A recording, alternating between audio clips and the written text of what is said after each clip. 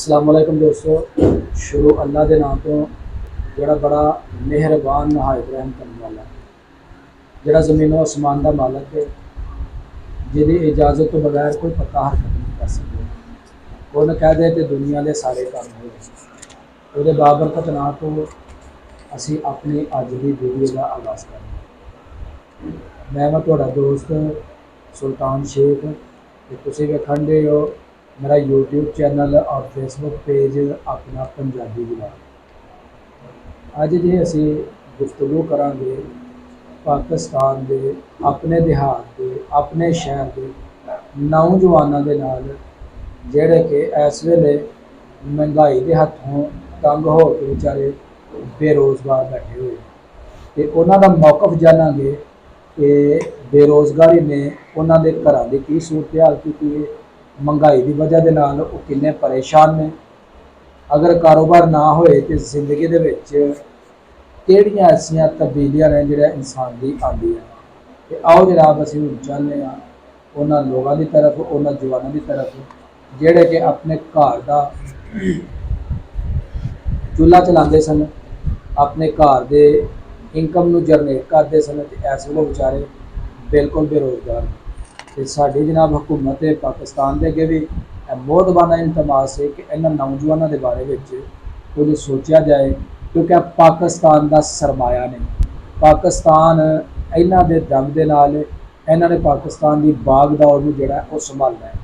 तो आओ जनाब असीं चलने इन्होंने दोस्तों की तरफ। ऐरे जनाब साडे दोस्त दानिश खोखर साहब ते ए जनाब तकरीबन काफ़ी अरसे तो जड़ा ना बेरोज़गार हो के बैठे ने ते बड़ियां जनाब इन्हां ने दौड़ा शौड़ा लाइया ने कि कितों ना कितों काम जड़ा ना वो मिले ताकि घर का जड़ा चूल्हा वो चलाया जा सके। ते इन्हां नूं पुछने जनाब तुसीं की करदे हो और किन्नी देर तो तुसीं वेले घर बैठे हो। सलाम अलैकुम दानिश भाई। वालेकुम सलाम। की हाल है जनाब, ठीक हो? जनाब ठीक ठाक, तुसीं सुनाओ? अलहमदुल्ला। अच्छा दानिश भाई असीं काफ़ी अरसे तो देख रहे हैं कि तुसीं काम ते नहीं जा रहे, पहला माशाअल्लाह तुसीं काम ते डेली टाइम दे नाल जांदे सो, ते इस वेले की वजह है कि तुसीं घर ही या अगे पिछे इत्थे नजर आंदे हो? सर वजह है कि मैं जिथे जांदा रहा वो लॉकडाउन की वजह तो जरा ना उन्होंने मजदूरों नूं लेबर जिहड़ी है छुट्टी दे रही ते वो लेबर दे विच मैं भी सां ते उन्होंने बाद च कहा जो काम ठीक होएगा तो फिर दोबारा तो बुला लांगे ते करोना खत्म होएगा। जी जी। ते मैं कहा ठीक है। उस तो बाद इन्नी को महंगाई हो गई है ते कोई भी किसी नूं काम ते नहीं रखन डिया दा है ते इस वजह तो जी लेबर है ना बहुत तंग है, महंगाई हर पासे हर बंदा ही तंग है। ठीक है। ते मैं खुद भी काम का जरा ना तलबगार हाँ, काम शाम कोई भी नहीं। ते किन्नी देर तो जनाब तुसीं जेहड़े ना अपना वेले बैठे हो? मैनू तकरीबन कोई साल हो गया ते ते पहले माशाल्लाह मैं मजदूरी करदा रहा साल तकरीबन वेला, हुण मजदूरी भी बहुत घट क्योंकि महंगाई इन्नी हो गई, कोई माम काम नहीं करवा रही है अपने घर। जी जी। ते यह दसो तुसीं अपने निज़ाम नूं किस तरह चलाण दे हो? निज़ाम है भी कि अल्लाह पाक की ज़ात जिन्हें बनाया उन्हें निज़ाम तो चला ही देना है। जी बिल्कुल ठीक है जी। ते बस अल्लाह के करम नाल चल रहा है। ते तुसीं की पैगाम देना चाहते हो अपनी गवर्नमेंट नूं? अपनी गौरमेंट नूं यही पैगाम है मेरा, महंगाई नूं खत्म करे ताकि गरीब आवाम का जिहड़ा ना सही साह सौखा होए ते उन्हां नूं रोज़गार मुयसर कीते जाए। रोज़गार मैसर किया जाए, सहूलत दी जाए। यह पाकिस्तान दे विच है बड़ा सीन है, जिहदी तनख्वाह लाख डेढ़ लाख है ना उन्होंने हर चीज़ मैसर है। ते यह जिहड़ी लेबर है मजदूर है इन्हां दी 20 या 25 हज़ार तनख्वाह है तो उन्होंने हर शै मुल लैके खानी है।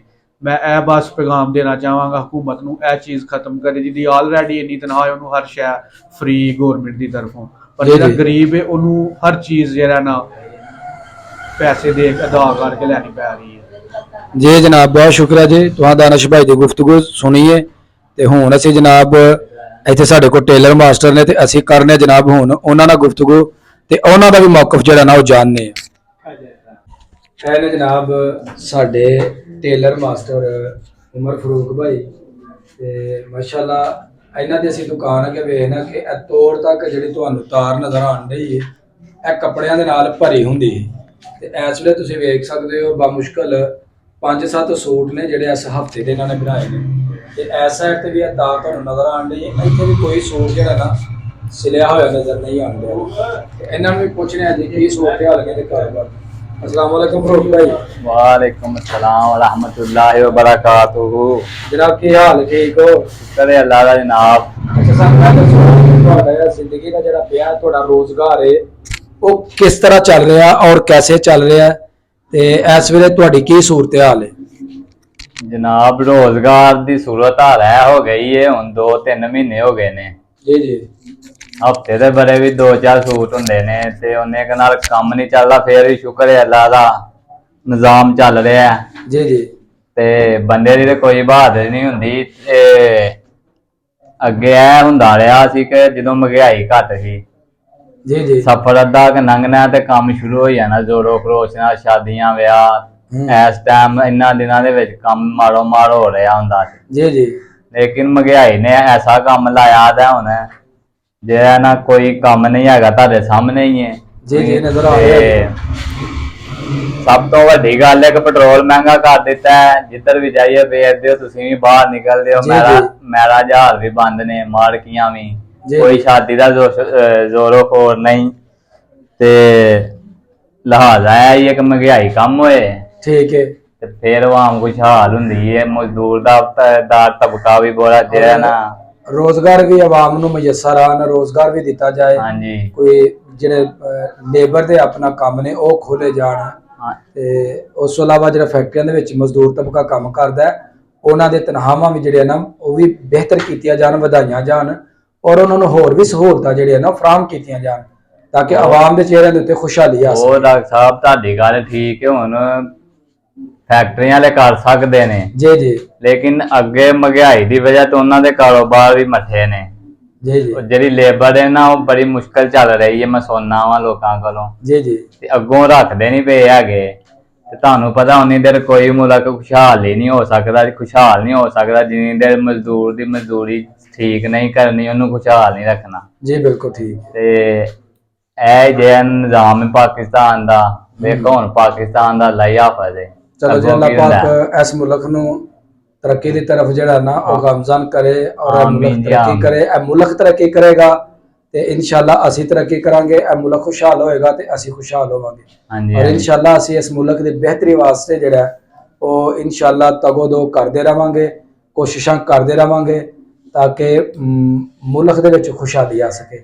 ते बहुत शुक्रिया जनाब तुहाडा जे तुहां दोस्तां दा मौकफ जाने आ ਉਹਨਾਂ ਦਾ ਕਹਿਣਾ ਹੈ ਕਿ ਮੁਲਕ ਦੇ ਵਿੱਚ ਮਹਿੰਗਾਈ ਦੀ ਵਜ੍ਹਾ ਦੇ ਉੱਤੋਂ ਰੋਜ਼ਗਾਰ ਜਿਹੜਾ ਬਿਲਕੁਲ ਖਤਮ ਹੋ ਚੁੱਕਿਆ ਔਰ ਅਸੀਂ ਬਿਲਕੁਲ ਵਿਹਲੇ ਬੈਠੇ ਹੋਏ ਹਾਂ ਔਰ ਹਕੂਮਤ ਨੂੰ ਚਾਹੀਦਾ ਕਿ ਸਾਡੇ ਬਾਰੇ ਵਿੱਚ ਆਵਾਮ ਦੇ ਬਾਰੇ ਵਿੱਚ ਕੁਝ ਸੋਚਿਆ ਜਾਏ ਔਰ ਆਵਾਮ ਨੂੰ ਜਿਹੜਾ ਉਹ ਰਿਲੀਫ ਦਿੱਤਾ ਜਾਏ ਤਾਂ ਕਿ ਉਹਨਾਂ ਦਾ ਘਰ ਦੇ ਜਿਹੜੇ ਚੁੱਲ੍ਹੇ ਨੇ ਉਹ ਚੱਲ ਸਕਣ। ਮੇਰੇ ਵੀ ਜੀ हुकूमत पंजाब हुकूमत पाकिस्तान और मुखैर लोग आगे गुजारिश है कि पाकिस्तान की तरक्की वास्ते और नौजवान तबके वास्ते जी है वो ज़्यादा तो ज़्यादा कोशिश की जाए ताकि आ बेरोज़गार ना हो कितने गलत राह के उपर जोड़े ने यह नौजवान ना चलना शुरू हो जाए। यह नौजवान साड़ा बहुत बड़ा सरमाया है इन्हों महफूज करना साड़ा काम है। दोस्तों साढ़े अज की वीडियो हो गई है मुकम्मल। अगर मेरी वीडियो लगे अच्छी तो मेरी वीडियो में एक लाइक कर देना और जो दोस्त मेरे चैनल पर नए ने वो जल्दी मेरे चैनल को सबसक्राइब कर दो ताकि आने वाली वीडियो का नोटिफिकेशन तुहानू बर वक्त मिलता रहे। मैनू दो इजाज़त। अल्लाह हाफिज़।